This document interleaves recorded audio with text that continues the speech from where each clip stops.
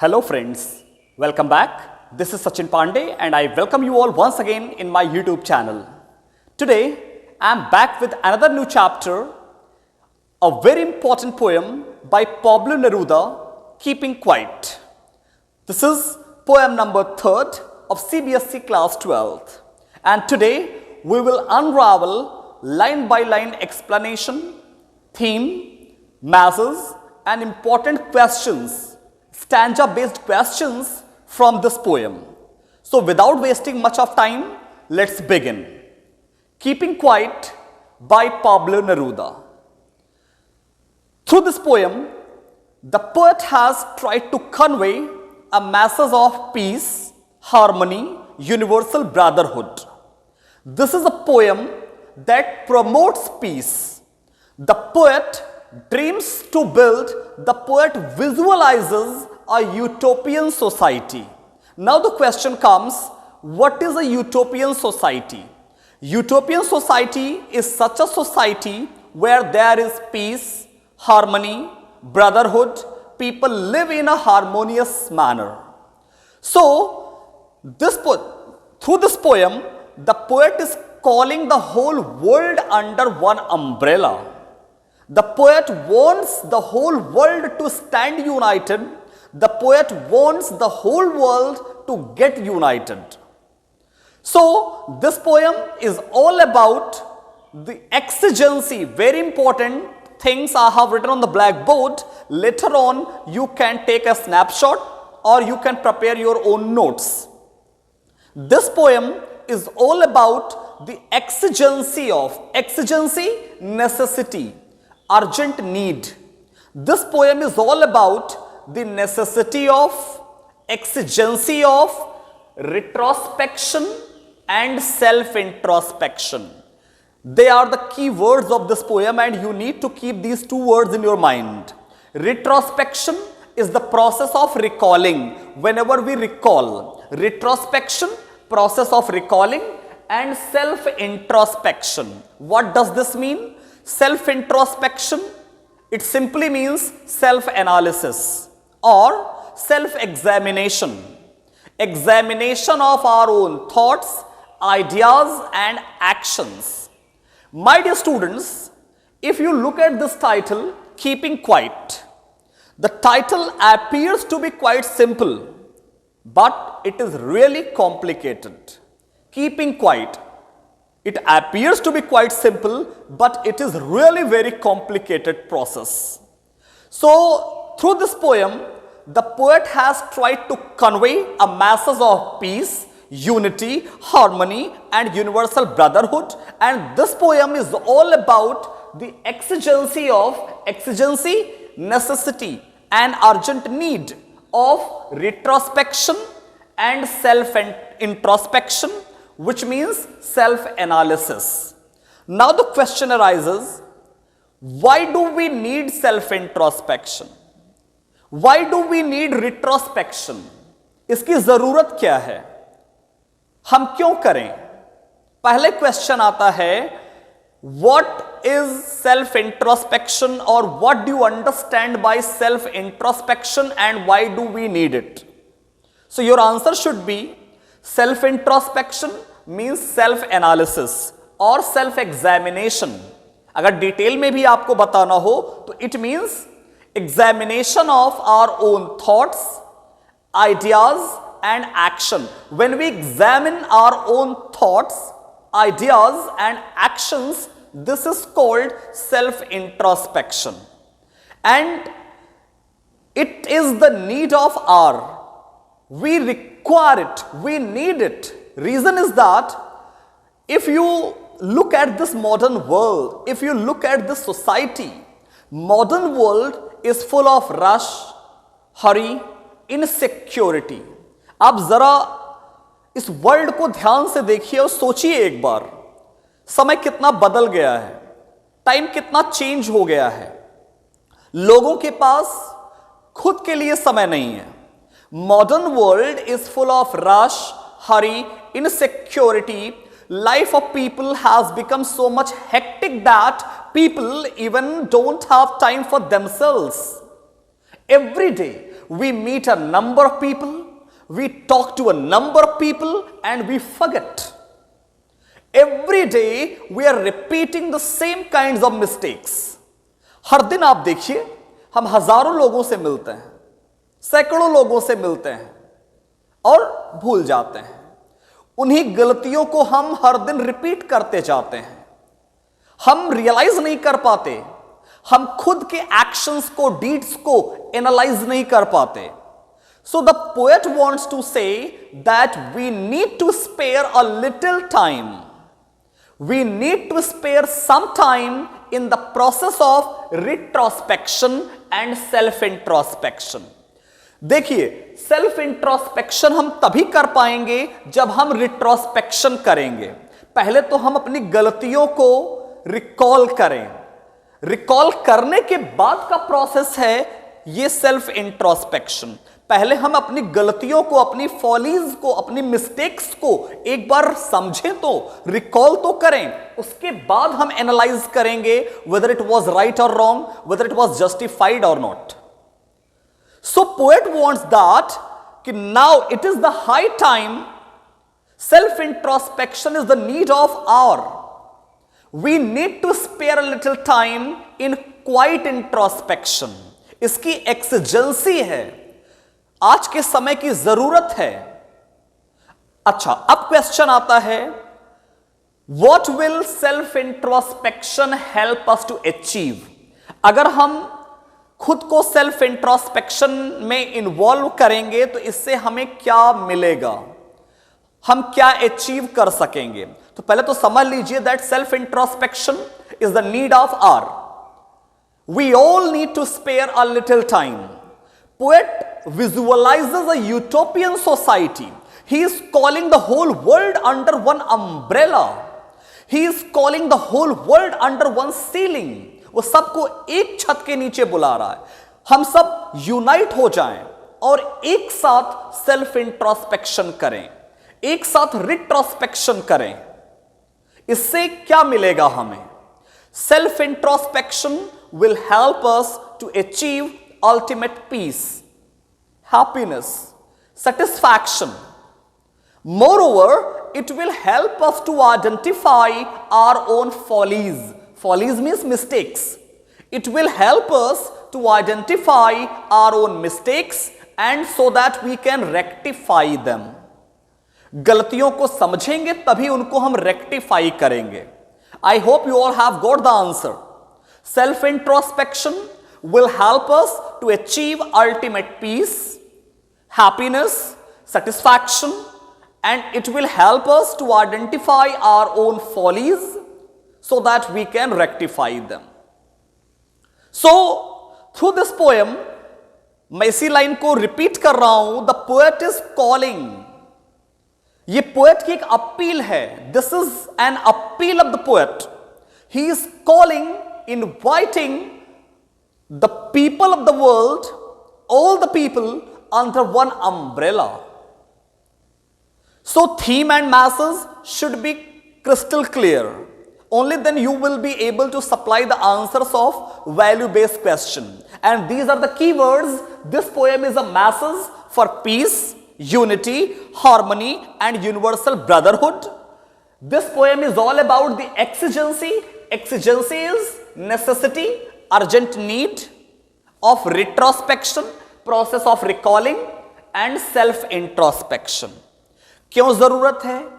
हमने बताया, इस वर्ल्ड को आप एक बार सोचिए, अपने बारे में सोचिए, और what will self introspection help us to achieve? I hope these questions are crystal clear to every one of you. Let's move to stanza number 1.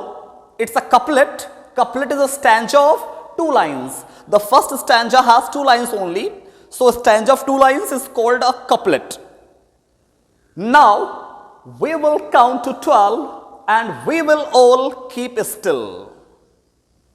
The poet is calling, the poet Pablo Neruda, he is calling the whole world under one umbrella.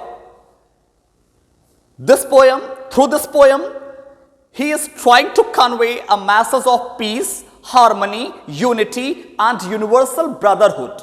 Look at the very first line. Now we.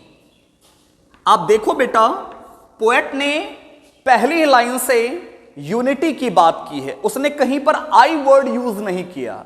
वो आई भी लिख सकता था, I will count to 12, but जैसा मैंने कहा कि he has come to convey, he has come to spread a message of love, harmony, unity, peace, universal brotherhood, जो यहीं से प्रूव हो जा रहा है.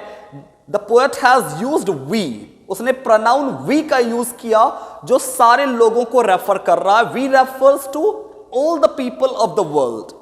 Now we will, if we talk about the figure of speech, poetic device, WW, figure of speech, alliteration. The figure of speech that has been used over here is alliteration. We refers to unity. The poet is calling the whole world under one umbrella, and he wants that all the people should come under one umbrella and they should count to 12. हम सब एक umbrella, एक छत के नीचे आएं और एक साथ 12 तक काउंट करें. Now the question comes, why does the poet ask us to count to 12 only? Or what is the significance of number 12 in this poem? Significance, importance. Poet ने कोई और डिजिट यूज क्यों नहीं की? उसने सिर्फ नंबर 12 ही use यहां पर क्यों किया? He could have used some other digit, 13, 14, 20, 25, 30, 100, but he has used number 12 only. Question इस पर आ सकता है बोर्ड एग्जाम में, what is the significance of number 12 in this poem? तो पहली चीज, WW alliteration, we refers to people of the world. He is calling, this is a wake up call, this is an appeal. The poet is calling the whole world, the people of world under one umbrella, and he is asking us to count to 12 only. And till the counting goes on, जब तक counting चलेगी 12 तक, करना क्या है? Now we will count to 12 and we will, again figure of speech has been used, WW, it is alliteration, frequently alliteration has been used, and we will all keep still till the counting goes on. जब तक 12 तक की counting चलेगी, हमें करना क्या है? We all have to, all the people have to keep still, keep silence. Keep silence, meditate means we all have to engage ourselves in the process of retrospection and self introspection. शांत बैठना है, इसका मतलब क्या है? हमें meditate करना है, सेल्फ एनालिसिस करनी है. We all have to engage ourselves till the counting goes on. जब तक 12 तक की काउंटिंग चलेगी, we all need to engage ourselves in the process of retrospection and self introspection. अभी हम लोग सबसे इंपॉर्टेंट क्वेश्चन पर अभी भी हैं. What is the significance of number 12 in this poem? Why has the poet used number 12, not some other digit? अगर ये क्वेश्चन आपको बोर्ड एग्जाम में मिलता है तो सबसे पहला आपका आंसर यही होना चाहिए, the poet has used number 12 because number 12 is associated with human life. बेटा यही एक डिजिट ऐसी है, यही एक नंबर ऐसी है जो ह्यूमन लाइफ से डायरेक्टली और इनडायरेक्टली जुड़ी हुई है, और कोई नंबर ऐसी नहीं है. हम इसको प्रूव करेंगे. यही एक ऐसी नंबर है जो ह्यूमन लाइफ से, the poet has used number 12 because number 12 is associated with human life. कैसे? हम बहुत सारे, we will discuss various examples बेटा पोएट ने जब ये पोएम लिखी तो उसके माइंड में क्या था, उसने क्या सोच के लिखा, ये हम नहीं जानते. We just try to reach up to that level. हम प्रोबेबल रीजंस पर जाएंगे कि प्रोबेबली. तो पहला रीजन, पहला हम लोग इसको प्रूव करेंगे. Probably the poet refers to the dial of a clock. शायद सबसे पहले the poet refers to dial of a clock. Dial refers to face. Significance of 12 in this poem. Probably the poet refers to a dial. Dial is face of the clock. जरा आप clock के face को imagine करिए, visualise करिए, देखिए. The clock is divided into 12 hours. And don't you think these 12 hours are associated with human life? Clock is divided into 12 hours and these 12 hours are associated with human life. इतना ही नहीं, और जरा ध्यान से सोचिए. The hands of a clock go round and round. घड़ी की जो सुइयां हैं, they go round and round and somewhere they become one. कहीं ना कहीं वो देखो तीनों एक होती हैं. Somewhere they become one. What does this mean? The clock also gives us the masses of unity. The clock also gives us the masses of oneness. The clock also, dial of a clock, it also gives us the masses of unity or oneness. कैसे मैंने prove किया? Hands of a clock go round and somewhere they become one. So it also gives the masses of oneness. पहला example, 12 hours of the day, which is shown by the dial of a clock. Second देखिए, 12 hours of the day. Second, 12 months of the year. Number 12 is associated with human life because there are 12 months of, in a year. 12 months in a year, they are also associated with human life. Or 12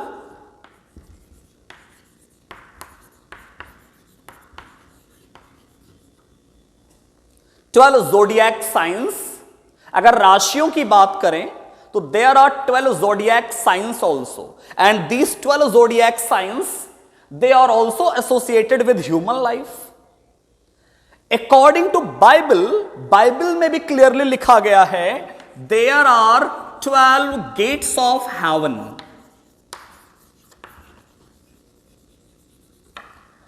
Bible also clearly states that there are 12 gates of heaven which are made up of pearls.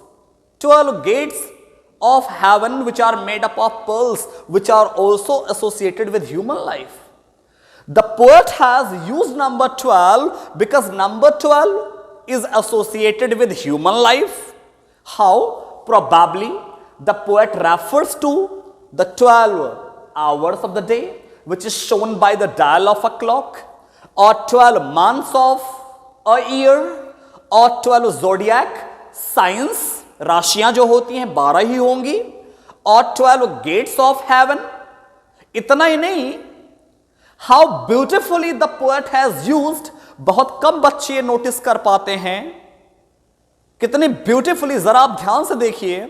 The poet has very beautifully used 12 letters in the title. Even the title, बेटा कोई और भी title use कर सकता था इस poem के लिए. वो सेल्फ इंट्रोस्पेक्शन यूज कर सकता था, exigency of retrospection and self introspection use कर सकता था, वो कोई और टाइटल यूज कर सकता था. But he used keeping quite as a title only. Reason क्या है? Just to highlight the significance of number 12. The poet has very beautifully used 12 letters in the title Keeping Quiet. Even the title Keeping Quiet, it has 12 letters. ध्यान से आप count करिए title में, आपको title में भी 12 लेटर्स ही मिलेंगे। तो पांचवा 12 letters in the title.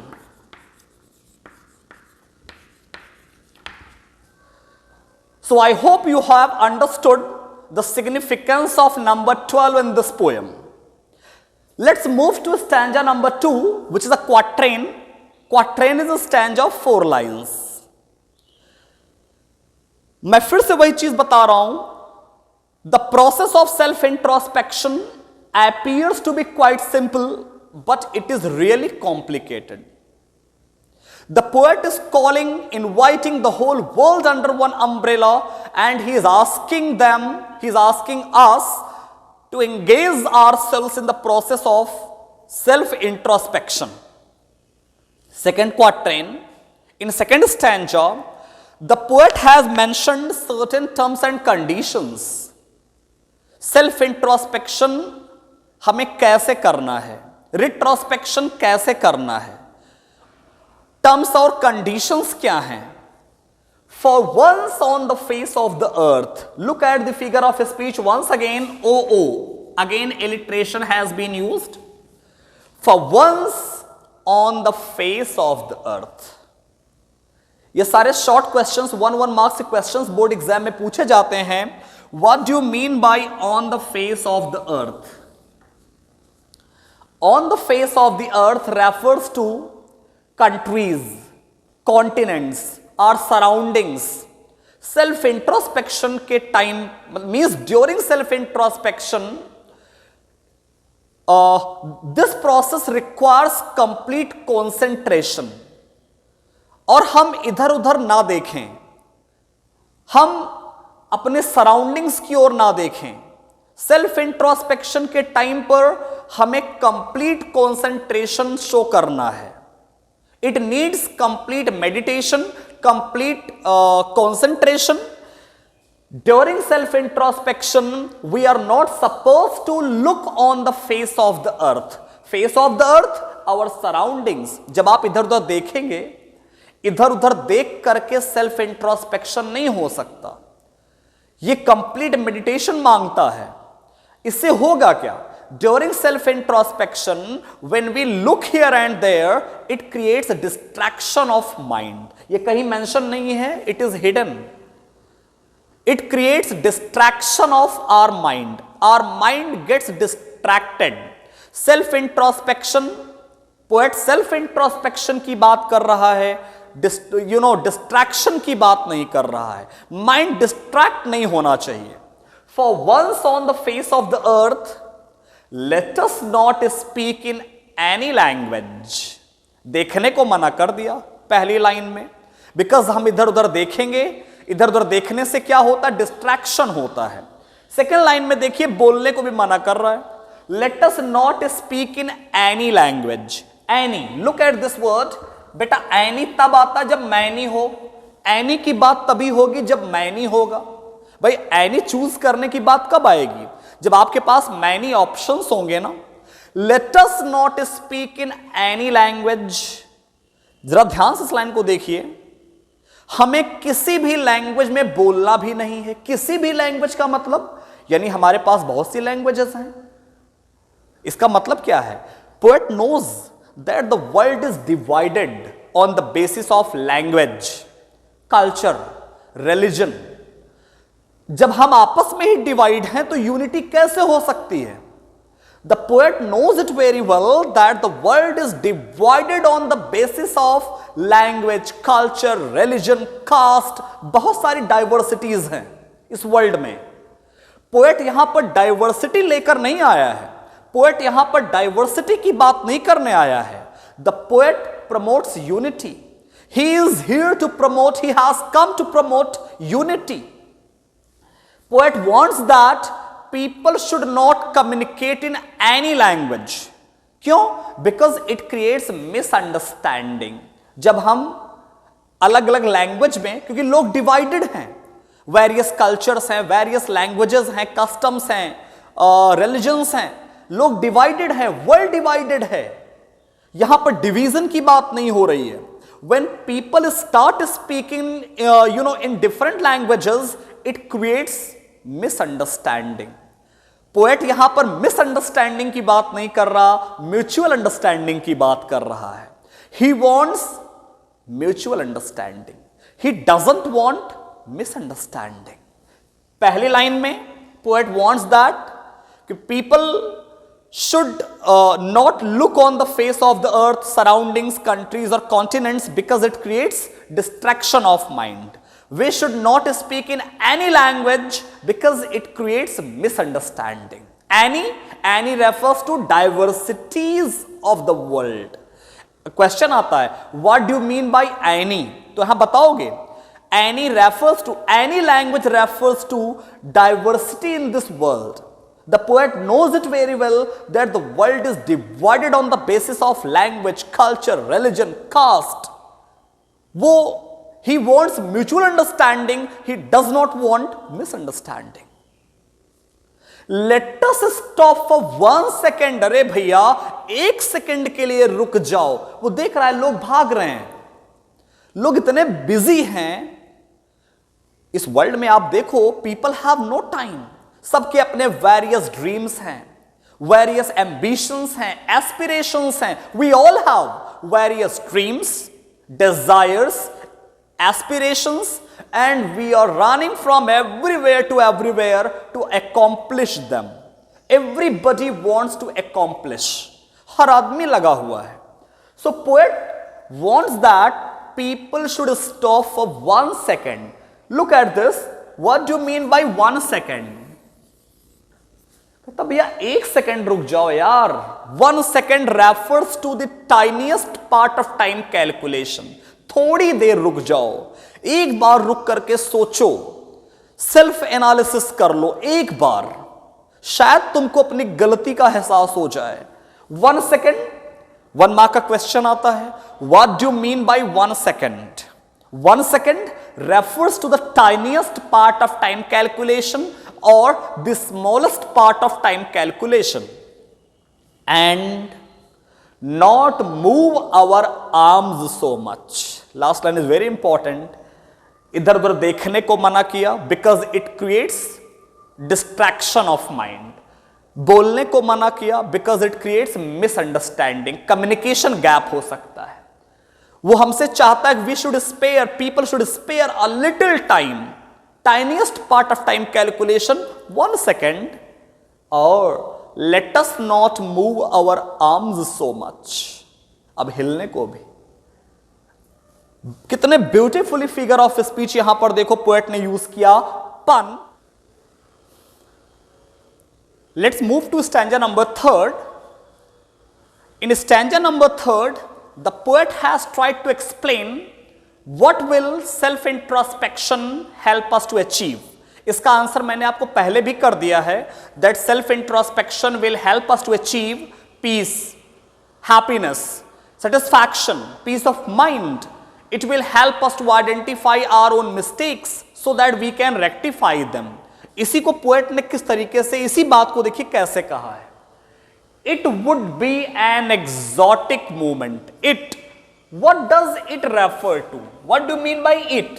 It means the time, the moment when people of the world come together under one umbrella and engage themselves in the process of self-introspection. That moment. The poet is talking about that moment. It would be an exotic moment. Exotic is wonderful moment, splendid moment, magnificent moment. Exotic is wonderful, magnificent, wonderful or magnificent. When the means people of the world, when they positively engage themselves in self introspection, it becomes a wonderful moment. कैसे wonderful होगा देखिए, without rush, without engines. One more figure of speech has been used. The figure of speech is repetition, because same word has been repeated. When same word is repeated, figure of speech is repetition. Without rush. Without rush means there will be no rush, no hurry, no insecurity. जब सारे लोग एक छत के नीचे एक साथ self introspection start करेंगे, मेडिटेशन स्टार्ट करेंगे, उस समय कहीं पर कोई रश, भाग दौड़, हरी नहीं होगा. There will be, rush refers to there will be no rush, no hurry, no insecurity. Without engines, here engine refers to noise, sound, hustle and bustle, pandemonium, chaos, disorder, कुछ भी आप कह लीजिए.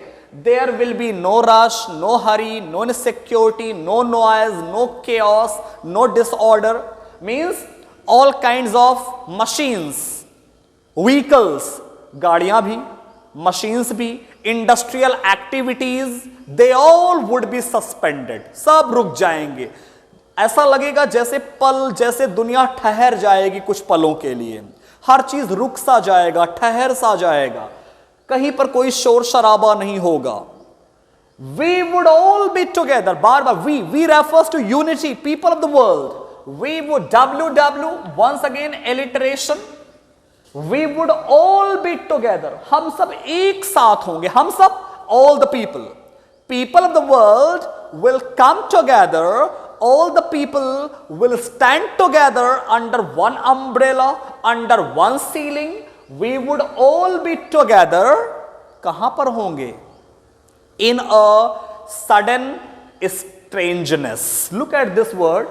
Alliteration फिर से आया है. SS, sudden strangeness. Sudden strangeness. Question आता है, what do you mean by sudden strangeness and why it is sudden? पहले बता दोगे. Sudden strangeness refers to tranquillity. हर तरफ क्या होगा बेटा? ट्रैंक्विलिटी होगी, ट्रैंक्विलिटी होगा. Equilibrium, peace, harmony. There will be, when people positively engage themselves in self-introspection, there will be no rush, no hurry, no noise, no chaos. All kinds of machines, vehicles, industrial activities will be suspended because people will be engaged in self-introspection. And sudden strangeness, all of sudden, the whole atmosphere, ambience will be changed. कैसे change हो जाएगा? There will be complete tranquility. Sudden strangeness refers to tranquility, equilibrium, peace, harmony. And why it is sudden? Because all of sudden the whole atmosphere of the world will be changed. Noise से peace में convert हो जाएगा. चारों तरफ खुशियां होंगी, peace होगा. I hope stanza number 3 is clear, and we will move to stanza number 4. अब stanza number 4 में पोएट ने ये बताया, वैसे तो पूरा वर्ल्ड ही सेल्फ इंट्रोस्पेक्शन करेगा, but the poet has mentioned certain instances, certain examples. कुछ एग्जांपल्स उसने, कुछ इंस्टांसेस मेंशन किए हैं उसने. Fisherman in the cold sea. Fisherman, the people who catch fish. जो फिश को, means it refers to professional hunters. Fisherman in the cold sea. Look at this word, cold sea. Cold sea का मतलब बेटा जहां पर sea cold हो. सी cold कहां पे होगा? Cold sea refers to polar regions. Polar regions और Antarctic reason.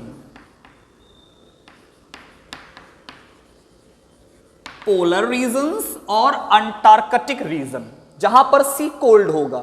C is cold near the poles, चाहे वो नॉर्थ पोल हो चाहे वो साउथ पोल हो. The fisherman who are catching fish near polar regions. यहां पर पोएट ने एक मैसेज दिया. आप देखिए जरा सा, modern world has become protein hungry. हर आदमी भूखा है. Man wants more and more. People have no satisfaction. Man has become greedy. Man has become pure selfish. Protein hungry, as I said.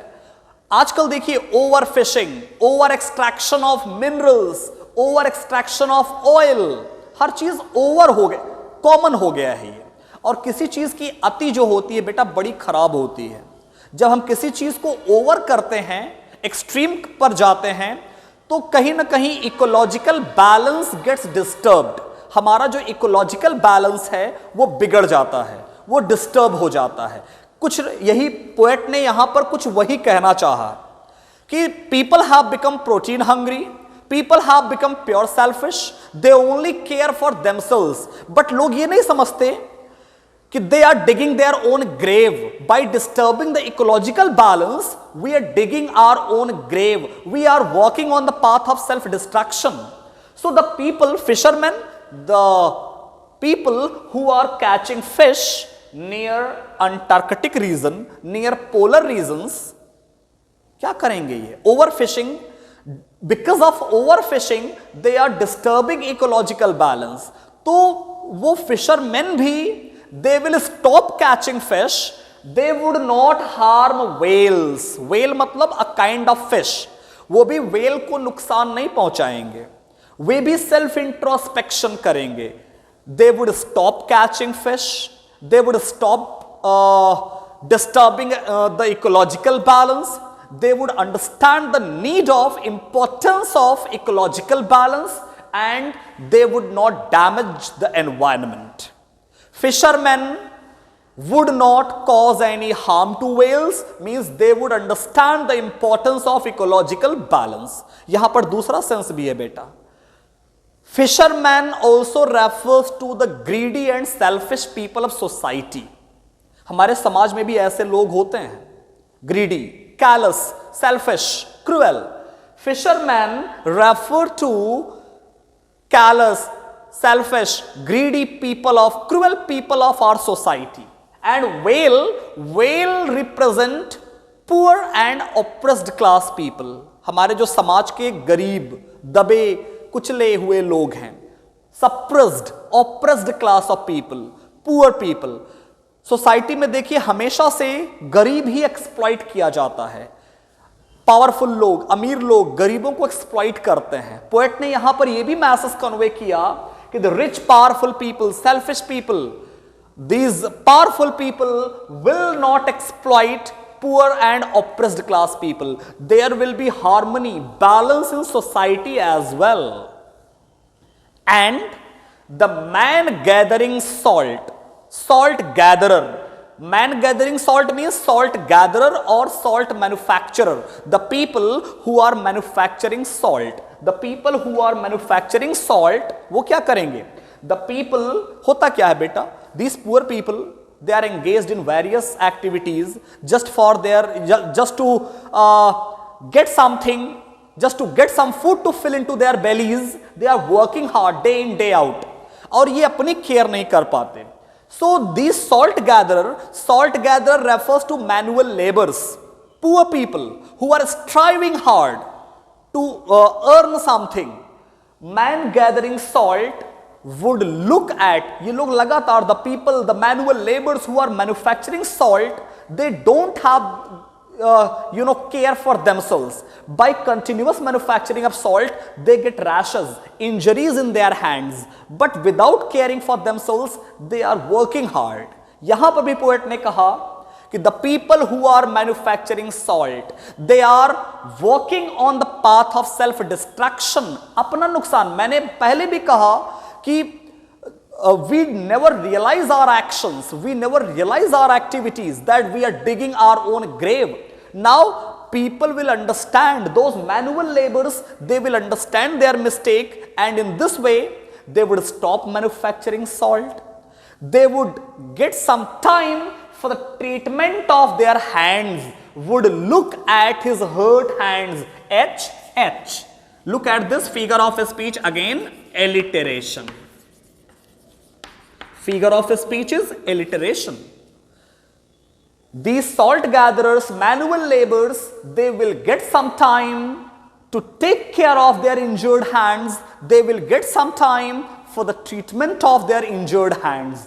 They would look at their hurt hands. Very important stanza of this poem. And in this stanza, stanza number 5, the poet has given a clear message, crystal clear message to warmongers. Look at this word, war mongers, ये word कहीं लिखा नहीं है बेटा but hidden है। War mongers, war mongers are the people who promote war, who encourage wars. War mongers वो लोग होते हैं जो लोग डर या दहशत फैलाएं, जो लोग डर या दहशत फैलाएं, पैनिक मॉन्गर्स।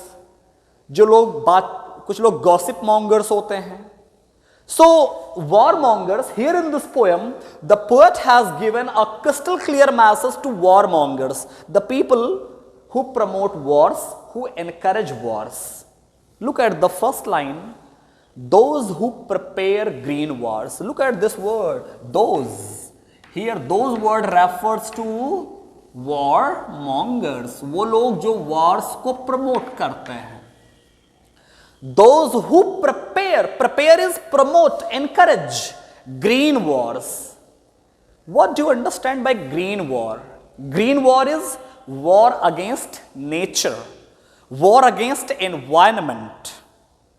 देखिए बेटा, whenever any war is fought, पहले समझ लीजिए, war always brings disaster, war causes destruction. War is neither in the favor of humanity nor in the favor of environment. दोनों चीजें समझिएगा। Green war refers to war against environment, war against nature. But यहां पर आप ये जरूर mention करेंगे, war always brings disaster, war always causes destruction.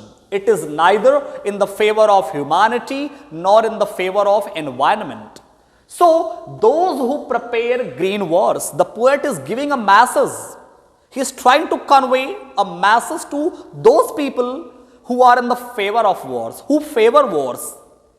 Question है, what are the different kinds of wars mentioned in this poem? पहला question आ गया, what do you mean by green war? Second question है, what are the different kinds of wars mentioned in this poem?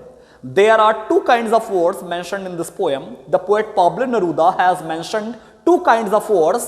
Wars with gas. Wars with gas refers to all kinds of biological wars. The wars which are fought with poisonous gases. All kinds of biological wars. And wars with fire refers to nuclear or atomic wars. Nuclear or atomic wars. These are two kinds of wars mentioned in this poem. Wars with gas, all kinds of biological wars, and all kinds of nuclear or atomic wars which are fought with fire, weapons, bombs, explosives. जब भी कोई, मैंने पहले कहा, war always bring disaster, it causes destruction. होता क्या है, देखो कितनी ब्यूटीफुल लाइन यहां पे यूज की गई, किसी व्हाट्सएप स्टेटस से कम नहीं है ये line, victory with no survivors. आप सोचिए जरा सा, जब भी कोई लड़ाई, कोई वॉर होता है तो ह्यूमैनिटी को नुकसान तो पहुंचता ही है, नेचर और एनवायरनमेंट को भी नुकसान पहुंचता है। और महसूस कीजिए, फील करके देखिए, वो जीत किस काम की अगर उस जीत का जश्न मनाने वाले लोग ही ना बचे हों। वो जीत किसी काम की है? Victory without survivors, victory with no survivors, figure of speech, paradox, oxymoron, देखिए विरोधाभास देखिए, victory with no survivors. The poet says that victory is useless, that victory is futile. उस जीत का क्या करोगे? ऐसी जीत का आप क्या कर लेंगे? when no people, no survivors are left to celebrate that victory. That victory is useless when no people are alive to celebrate that victory. It is useless, it is futile. तो करना क्या है? मैसेज अब देगा poet, वार mongers को क्या करना है? Would put on, who would, यहां पर क्वेश्चन मार्क एक लगेगा, हु हिडन है, who means warmongers. This word is hidden over here. Warmongers would put on. Put on means wear. Warmongers would put on clean clothes. CC, alliteration, once again, alliteration, figure of speech, alliteration. Warmongers, poet ने message दिया कि वॉरमॉन्गर्स को चाहिए कि वो साफ सुथरे कपड़े पहन लें. They would put on warm, instead of promoting, encouraging wars, they would put on, they must wear clean clothes. अब देखिए, साफ सुथरे कपड़े पहनने से पहले हमें गंदे कपड़े उतारने होंगे, त्यागने पड़ेंगे. यहां पर clothes refer to our habits. कपड़े जो होते हैं हमारी आदतें होती हैं. तो पहले आप यहां मेंशन करेंगे कि the poet is giving a crystal clear message to warmongers that they must remove, क्या चीज? They must remove their clothes of hatred. कौन से कपड़े? Clothes of hatred, vanity, jealousy, enmity. इन कपड़ों को उतारें पहले हम. Clothes of evil, hatred, enmity, jealousy, wars. We should remove these clothes and we should wear the clothes of humanity, clothes of peace, clothes of harmony, white clothes. White is always a symbol of peace. We should wear white clothes. We should wear the clothes of peace, harmony, unity, brotherhood. इन कपड़ों को पहने and walk about with their brothers. We should treat everyone as brother. We should wear clean clothes, white clothes, serene clothes, clothes of peace, harmony, unity and brotherhood. We should promote brotherhood and sit in the shade. We should sit in the shade. Shade refers to healthy nature. जब war नहीं होंगे तो nature भी healthy होगी, nature भी अपने अच्छी condition में होंगी. And doing nothing. Except this, the poet wants that people should do nothing. इसके अलावा कुछ भी नहीं करना है. कुछ नहीं का मतलब कुछ नहीं करना है. मतलब we should always promote peace, harmony, brotherhood. We should never try to promote enmity, hatred, jealousy or war. इसके अलावा कुछ भी नहीं करना है. Nature will be healthy. We should enjoy the shade of trees and do nothing.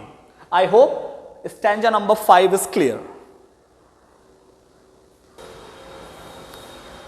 Now we will move to stanza number 6, and it is again another important stanza, and certainly questions are asked in the board examination.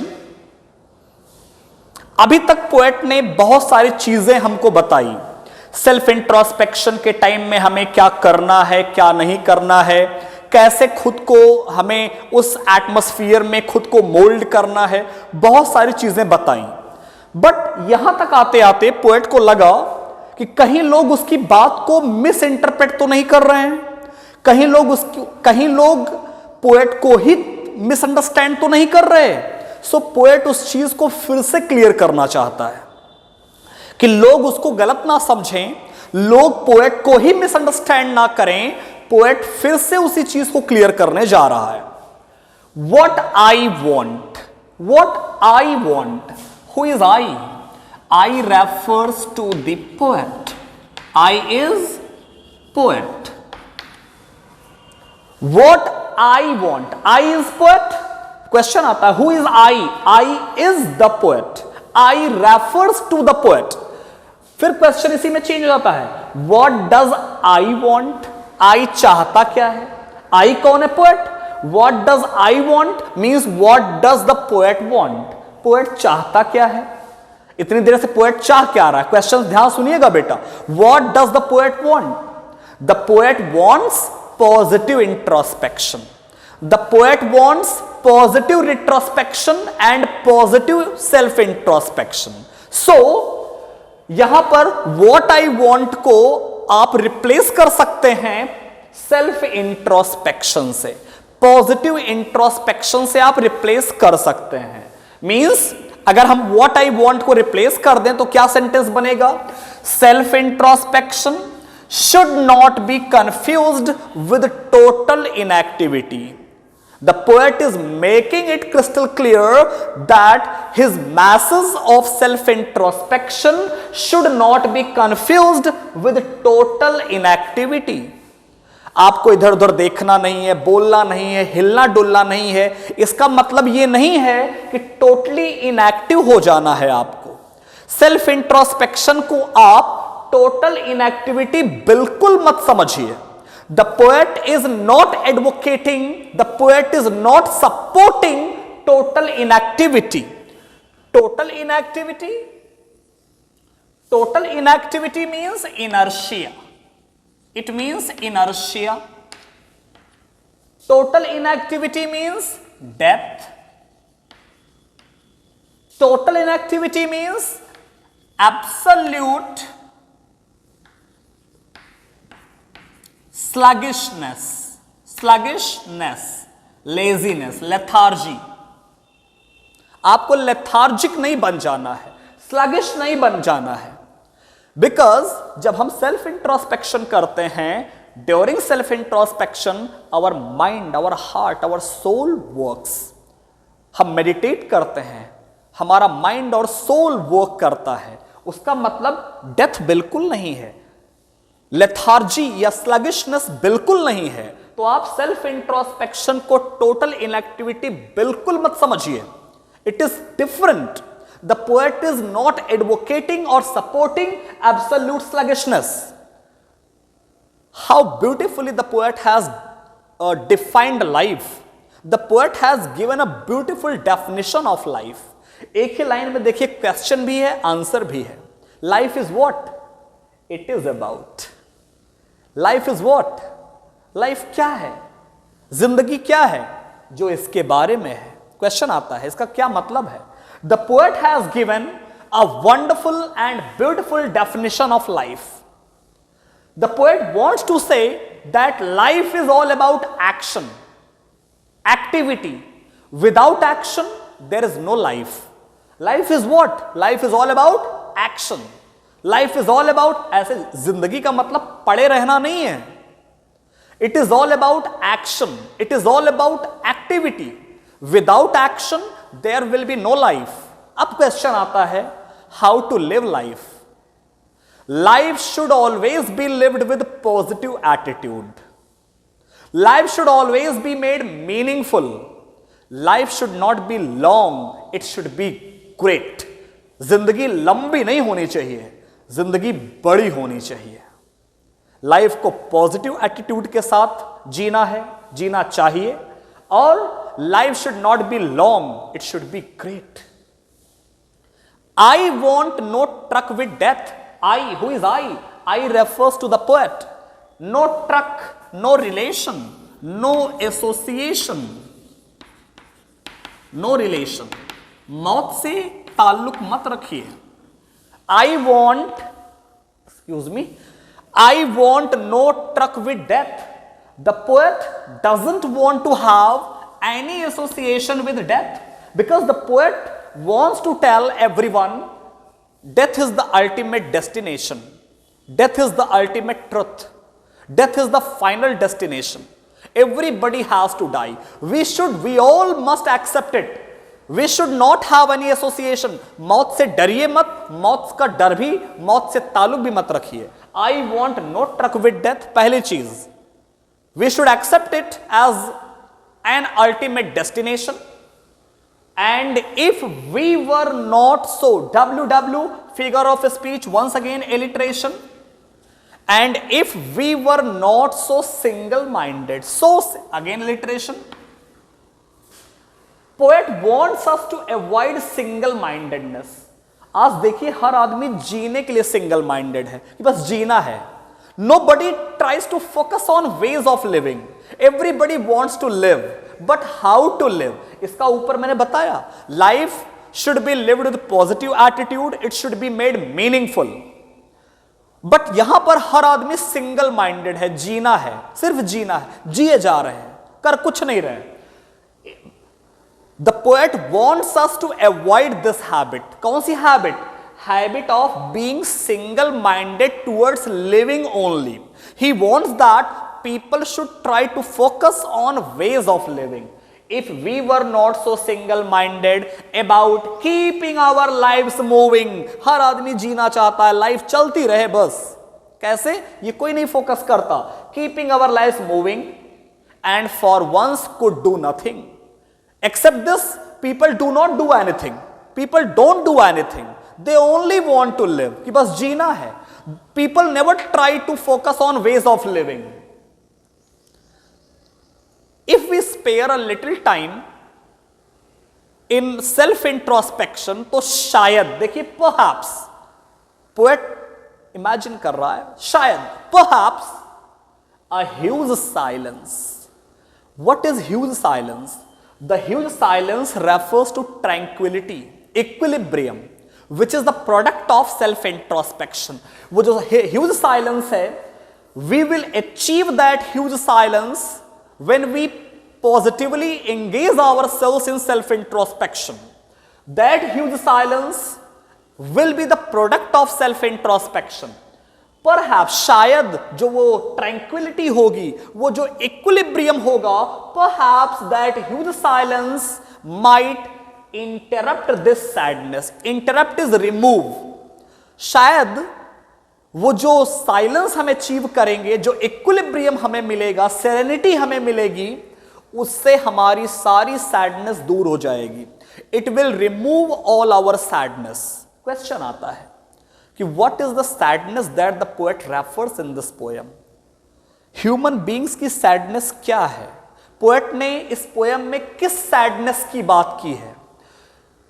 Poet ने पहले बताया कि when people engage themselves in positive introspection, they achieve complete equilibrium, tranquility, peace, happiness, satisfaction, and that huge silence, which is the product of self introspection, it removes all our sorrows, our pains, our agonies, our sadness. कौन सी sadness? Human beings की जो सबसे बड़ी sadness है. अगर question आता है what is the sadness that the poet refers in this poem, सबसे पहले आप यही बताओगे, man himself is responsible for all his sufferings and woes. अपनी वोज, अपनी ट्रबल्स के रिस्पॉन्सिबल हम खुद हैं. It is human tendency that we want to know more and more about others. वो ऐसा है, वो ऐसी है, हम दुनिया भर की चीजें जानना चाहते हैं. We human beings, they have a habit, tendency, they want to know more and more about others, but we never try to know who we are. सबसे बड़ी सैडनेस ये है. तो शायद ये जो ह्यूज साइलेंस है, ये हमारी सैडनेस को, इस सैडनेस को, कौन सी सैडनेस को इंटरप्ट कर देगी, रिमूव कर देगी. कौन सी sadness? Of never understanding ourselves. People do not try to understand themselves. They try to know more and more about others, but they never try to know who they are. Perhaps that silence, self-introspection will help us to understand ourselves. और दूसरी sadness क्या है? Threatening ourselves with death. We always have the fear of death. हमको लगता है हम दूसरों को डराते हैं, but हम खुद को डराते हैं. हम खुद डरते हैं. किससे? Death. हमें ये मान लेना चाहिए that death is the ultimate destination. We always have the fear of death. शायद ये दोनों चीजें हमारी रिमूव हो जाएंगी. अगर पोएट की बात आपको अब भी नहीं समझ में आई, तो लास्ट स्टैंजा में देखिए, पोएट ने एक सिंबल यूज किया, अर्थ को पर्सोनिफाइड अर्थ है. Earth has been used as a symbol. Poet ने कहा, भैया अगर आपको मेरी बात अब भी नहीं समझ में आई, तो आप अर्थ से कुछ सीखिए, नेचर से कुछ सीखिए. देखिए, perhaps the earth can teach us. The earth is a great teacher. Nature is a great teacher. Nature teaches us. Nature और अर्थ से बड़ा कोई दूसरा टीचर नहीं है. आप महसूस करके देखिए, ह्यूमन बींग्स की हैबिट होती है, we always cry, we always complain. But क्या कभी आपने अर्थ को भी, नेचर को भी क्राई या कंप्लेन करते देखा या सुना है? Nature never cries, earth never cries, never complains despite any natural disaster.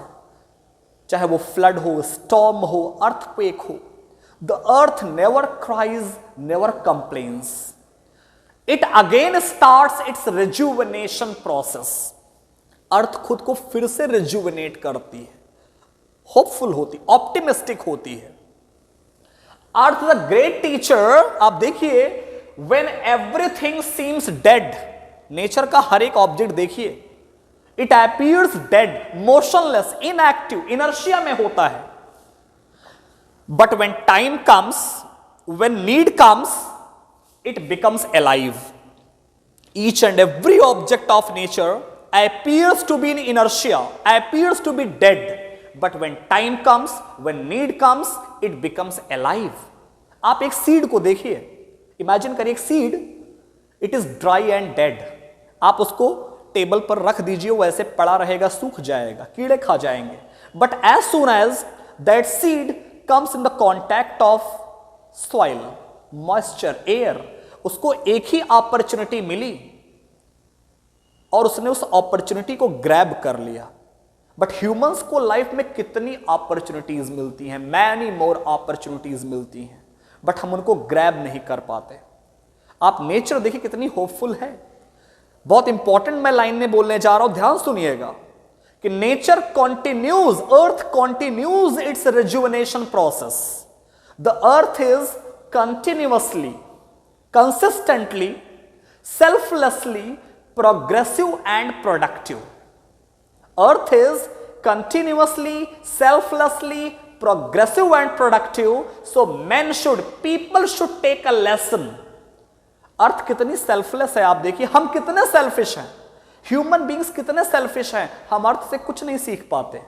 हम एटलीस्ट अर्थ से, नेचर से सेल्फलेस होना सीखें, प्रोग्रेसिव होना सीखें, प्रोडक्टिव होना सीखें। This message we can learn, we can take from nature. Last couplet, अगर आपको याद हो, स्टार्टिंग में पोएट ने यूज किया था, now we will count to 12, but now in the end of the poem the poet changes from we to I. Question आता है, why does the poet changes himself? Pronoun में change क्यों आ गया? We से आई पर चेंज क्यों हो गया? इतना personal point of, why does the poet adopt a personal point of view? तो पहले आप बताओगे कि the poet had come with a mission, the poet had come with a message, the poet had come with a message of peace, harmony, unity, brotherhood. The poet had come with the masses of utopian society, but in the end of the poem he feels that he has positively conveyed his masses. उसको ऐसा लगता है कि वो जो message लेकर आया था, he has conveyed that masses, he has transferred that masses. In the end of the poem, the poet feels that he has accomplished his mission. His mission is accomplished. Thinking that his mission is accomplished, he is leaving us on the train of thought. वो हम सबको self introspection की train पर बैठा दे रहा है। वो हम सबको एक थॉट की ट्रेन पर बैठा रहा है कि अब आप लोग जर्नी करिए, स्टार्ट करिए, मैं चल रहा हूं, मैंने अपना मैसेज, अपना काम कर दिया, मेरा मिशन अकॉम्प्लिश हो गया। Thinking that his mission is accomplished, he is leaving us on the train of a thought, on the train of self-introspection, and now he wants to leave the scene. He wants to go. The poet wants to leave the place, and he wants that people should start doing self-introspection, and he is leaving. Now I will count to 12, and you keep quiet, and I will go. वो हम सबको, he is leaving us on the train of thought, and he is departing, he is leaving the scene. So my friends, I hope I tried my best to explain this poem in a better way, and you have understood this poem. If you like it, please share, subscribe and comment. Very soon I will be back with new topics and new videos. Thank you so much.